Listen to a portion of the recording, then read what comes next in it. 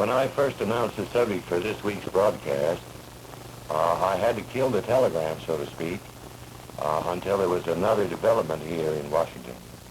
Since that time, I did reinstate the original subject, and as you know from your examination of the press, I was going to visit with you a little about Castro, Cuba, communism, and the Caribbean.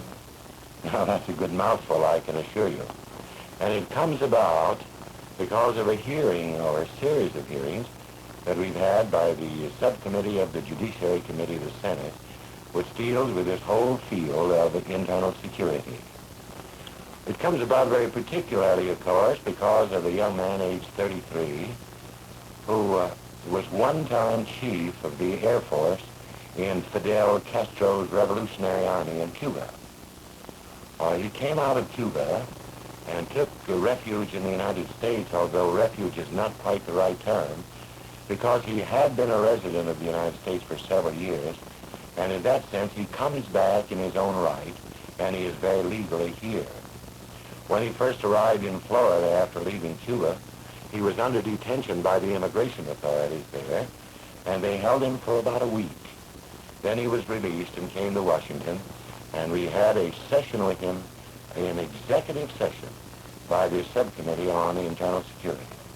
His name is Major Pedro Luis Diaz Lanz, L-A-N-Z, but you usually refer to him as Major Diaz. First, perhaps I ought to tell you a little something about him based upon my appraisal and impressions, and we've had 2 executive sessions with him, and there was one open session that, of course, has made some headlines and caused a considerable stir in Cuba. When Major Diaz was a lad of only 15, he began flight training, and in due course he became quite an expert pilot.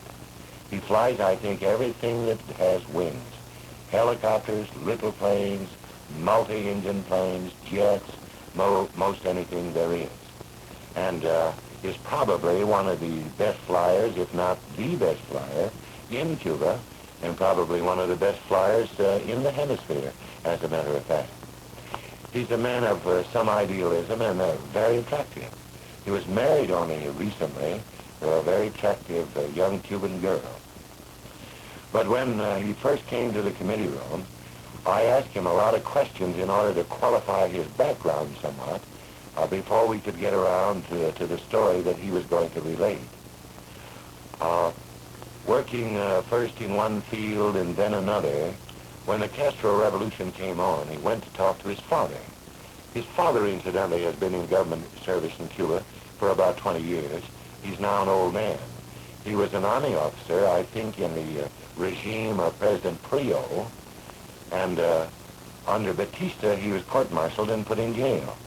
It's rather strange that in the court-martial, Sergeant Batista, who succeeded Prio as the president of Cuba, happened to be the stenographer at the court-martial. And when Batista succeeded, he got this old man, Major Diaz's father, and suggested that he ought to come into the government service. And the old man, with a lot of idealism, said that he, as a general officer, could not serve under a sergeant. And I think that had much to do with Batista putting him in jail. But he let him go after a given period of time. Father, however, is still alive and is the best source of advice and information for this young man. So when this difficulty arose with Batista and the revolutionary movement was afoot, he went to his father and said he was so wedded and so dedicated to the whole idea of freedom and of democracy, as they call it, that he thought maybe he ought to throw in his chances with the Castro movement. And at long last, that's precisely what he did. Now then, he followed through all during that revolutionary period. And his most important contribution, I suppose, was to fly arms and ammunition from the United States to Cuba while this was on. Now you may wonder how this could happen, because there was an interdiction on arms. Well, obviously, these are contraband. There was an abandoned airfield near Fort Lauderdale, Florida. And Major Castro made 13 trips with a C-47 and flew in not only rifles and weapons, but ammunition as well, in order to sustain the North and South armies of the Castro movement. I think he made 2 trips also from Costa Rica or Haiti, as a result of which they brought arms to Cuba.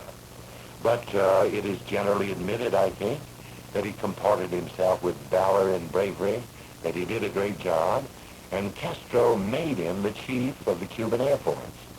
I saw the statement, or I saw the warrant with Castro's signature, because I took the trouble to examine it and asked Major Diaz whether he had it with him, and he did. Now, he continued for a while in that field, and then he began to discover, of course, that the revolutionary movement, in his judgment, and I try to qualify my words a little to make sure that I don't get too far afield. In his judgment, he felt that the revolutionary movement was taking on a communist tinge. He noticed it among the leaders. He noticed it in conversation. He noticed it in the conduct of the army camps, where certain red published newspapers were circulating. And he again went to his father and said he just didn't feel, as a result of the idealism that he had, which took him into the Castro forces, that he could go along with this sort of thing. And in due course, he made a statement to the press that he was going to get out. Now, there were a good many allegations that he tried to get other pilots to quit along with him and to do a number of untoward things, most of which I think, on the basis of the testimony, were unfounded. But when Castro heard about it, he summoned him to his apartment in that area of Havana that is known as the Vedado. I think that's a beach area where Fidel Castro has an apartment. And there Castro scolded him very roundly for the statement he made, and then told him to go back home and await orders. Meanwhile, Major Diaz was supplanted as chief of the Air Force by a foot soldier named Juan Almeida. I questioned him about that also. I said, is Major Almeida a pilot? He isn't. Does he know anything about airplanes? He does not. But he's a trusted confidant of Castro, and while he's a foot soldier, he was made chief of the Cuban Air Forces. Well, Major Diaz could see, I think, that he was in jeopardy, and so, having made a statement and written a farewell letter to President Urrutia, the president of Cuba, who is Castro's hand-picked president, Diaz, half-brother, in a sailing vessel, came to Cuba from Miami, rescued him and his wife, and took him to Miami. And shortly thereafter, he came to Washington to express himself. Now, that's the story of the man, and how he joined the Castro forces, and what he did while he was a member of those forces, and how that idealistic feeling and his dedication to freedom finally made him defect and come over here and tell out his story. Now, you know, of course, that's going to have great repercussions there, and particularly so because he undertook to tell the committee the names of people whom he believes to be definite known communists and who are following the communist line. I shall not weary you with a discussion of these names. I suppose there's great curiosity in Cuba right now as to the names that Major Diaz has revealed to the Internal Security Committee.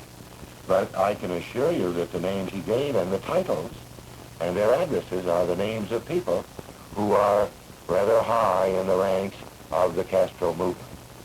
He went on also to name a lot of subordinates and then to stress the conduct, the circulation of a red newspaper that is freely distributed in the army camps today. At least 4 publications that have a sort of a revolutionary and a communist slant that are most popular. The effort to embarrass and destroy the credibility of newspaper men in Cuba who write articles that are critical of the revolutionary movement for any reason, so that their credibility will be impeached so far as the reading public is concerned. He mentioned also, of course, the confiscatory movement that is on, all of which is presently documented. As I understand, the new Castro government has now taken over roughly 2 1/3 million acres in what is known as the Camagüey district.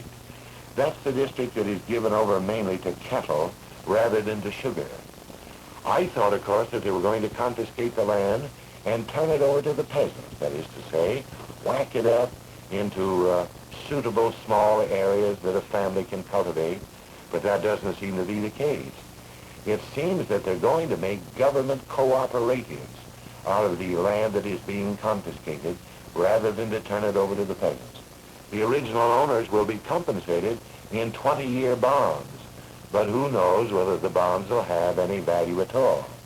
That certainly would not be adequate compensation under our estimates and under our statutes, and so there's a great to-do now as to whether or not the Castro government in this confiscatory effort isn't following a communist line. Now, I relate all this for a very good reason, and I do it also because only a few days ago, Admiral Byrd, the chairman of the Joint Chiefs of Staff in our own country, made a public statement in which he underscored the danger in Cuba and the jeopardy to our position in the Caribbean. You see, Cuba is about the size of Louisiana. It's only 90 miles from Key West, I suppose the same distance from Miami, and since it lies so close offshore, with a population of 6 million people, we should have an interest. Besides, we have a naval base there, a very important naval base called Guantanamo Bay. We've had it since 1903 because we leased it from Cuba. Now, with that base there and with Cuba flanking the mainland of the United States, obviously we have an interest in what Cuba does in Haiti, in the Dominican Republic, in Latin America and elsewhere. And already the stories are afloat, one of them documented at least, of the efforts of the Cuban revolutionists to invade Santo Domingo and also to invade Haiti. Whether these big raids that they contemplate will be consummated, I do not know. But obviously we have to wait and see, and there is some danger. So all this does one thing.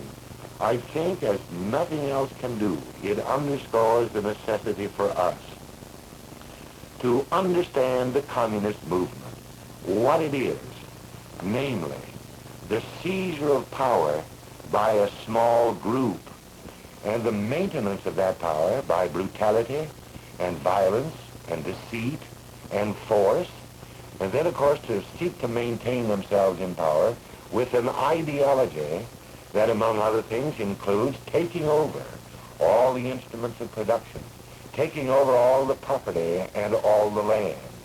Now, as you see the beginnings of this revolutionary movement, the taking over that has begun, the control of the military forces, the effort to stop from having any free elections. There you already have a part of the pattern that is so well known in the Soviet Union and in the lands that are dominated by communism. And with that kind of an understanding as to what communism really is, you for yourself, as you read the front page dispatches in the next few months, can determine pretty well, without having to consult with anybody else, whether this has all the habiliments and all the earmarks of a communist movement. So the young major is here. He has delivered his story. It remains to be seen what is going to happen just 90 miles from Florida. It's good to visit with you. Thank you so much.